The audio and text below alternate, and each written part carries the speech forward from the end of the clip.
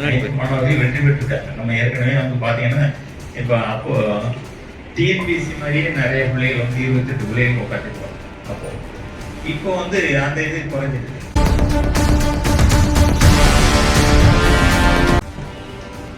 நானும் academic join பண்ணது வந்து first second attempt group 2. First group 2 mains எழுதிட்டு என்னென்னா ப்ரிப்பரேஷன் அப்படியே கண்டினியூ பண்ணணும்.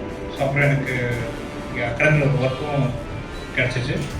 ஸோ அப்படியே இங்கே ஒர்க் பண்ணிகிட்டே தான் கண்டினியூ பண்ணேன் ப்ரிப்பரேஷன் அப்படி. ஸோ என்னென்னா ப்ரிலிம்ஸ் கிளியர் பண்ணுறது தான் நமக்கு ஒரு சேலஞ்சாக இருக்கும் நமக்கு போக போக. ஏன்னா இதுக்கு முன்னாடி கொஷின் பேட்டர்ன்ஸ்லாம் ஸ்டாட்டிக்காக ஈஸியாக நம்ம ப்ரிடிக்ட் பண்ணி படிக்கக்கூடியதாக இருக்கும்.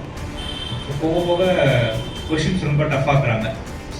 ஒரு நீங்கள் குரூப் 2 எழுதுறீங்கன்னா 100 லாங்குவேஜை தவிர மிச்ச 75 GS இருக்குது. 75 வந்து ஒரு 40 தான் நம்ம ஸ்ட்ரெயிட்டாக ஒரு சோர்ஸ் வந்து படிக்கக்கூடியதாக இருக்குது. மிச்சம் 35 வந்து கவர்மெண்ட் ரெகுலராக ஏதோ ஒரு ரிப்போர்ட் போட்டே இருக்காங்க. நீங்கள் இந்த கவர்மெண்ட்டோட இன்ஸ்டாகிராம் இதெல்லாம் ஃபாலோ பண்ணிங்கன்னா இந்த DIPR இருக்கும். ஸோ அதிலெல்லாம் ஏதோ ஒரு டேட்டா விட்டே இருக்காங்க. ரெகுலராக டெய்லியுமே நிறையா வந்துகிட்டே இருக்குது. ஸோ நமக்கு வந்து சோர்ஸ் ரொம்ப அதிகமாகிட்டே போகுது. ஸோ நீங்கள் ப்ரிலிம்ஸ் வந்து இந்த மாதிரி இருக்குது. மெயின்ஸ் வந்து ரொம்ப ஈஸியாக தான் இருந்துச்சு. நான் ஃபாலோ பண்ணேன். ஸோ என்னோடய மார்க் வந்து 160 மெயின்ஸில். ஸோ மெயின்ஸ் வந்து நான் ஏன் ஈஸியாக ஃபீல் பண்ணேன்னா மெயின்ஸ் வந்து நீங்கள் ஸ்பீடாக எழுதக்கூடியதும் நல்ல ஹேண்ட் ரைட்டிங், நல்ல ப்ரெசன்டேஷன். ஸோ இதுதான் ரொம்ப நீங்கள் கான்சன்ட்ரேட் பண்ணக்கூடிய ஏரியாவாக இருக்குது. நீங்கள் ஆன்சர்ஸ் எழுத பார்த்தீங்கன்னா நீங்கள் ஆல்மோஸ்ட் எல்லா கொஷினுக்குமே உங்களுக்கு ஏதோ ஒரு ஆன்சர் தெரியும். ஸோ 1-2 வந்து நீங்கள் கேள்விப்படாத ஏதோ ஒரு கொஷின் வரலாம். ஒரு 10 மார்க்கில் 2 கொஷின் ஒரு கொஷின் வரலாம். மிச்சம் எல்லா கொஷினுமே நீங்கள் ஏதோ ஒரு நம்ம இன்ஸ்டியூட்டில் நீங்கள் கண்டிப்பாக இல்லை எங்கே இருந்தாலும் கூட இப்போ டெஸ்ட் சீரிஸ் கம்ப்ளீட்டாக முடிச்சிருந்தீங்க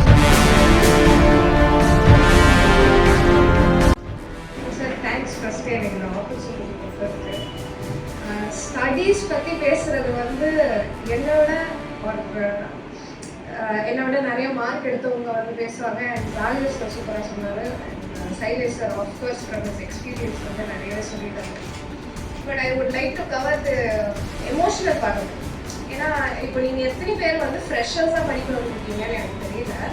பட் ஒரு 2-3 அட்டெம்ப்ட் கொடுத்ததுக்கப்புறம் நம்மளுக்கு வந்து இந்த கண்டினியூஸ் தோல்வியை பார்த்ததுக்கப்புறம் நம்ம இந்த சொசைட்டியில் யாருடா ஒன்றுமே இல்லாமல் ஆயிடுவோமோ, அந்த ஊரில் இருக்கிற எல்லா சோகமான பாட்டும் நம்மளுக்காக எழுதுற மாதிரி இருக்கும்.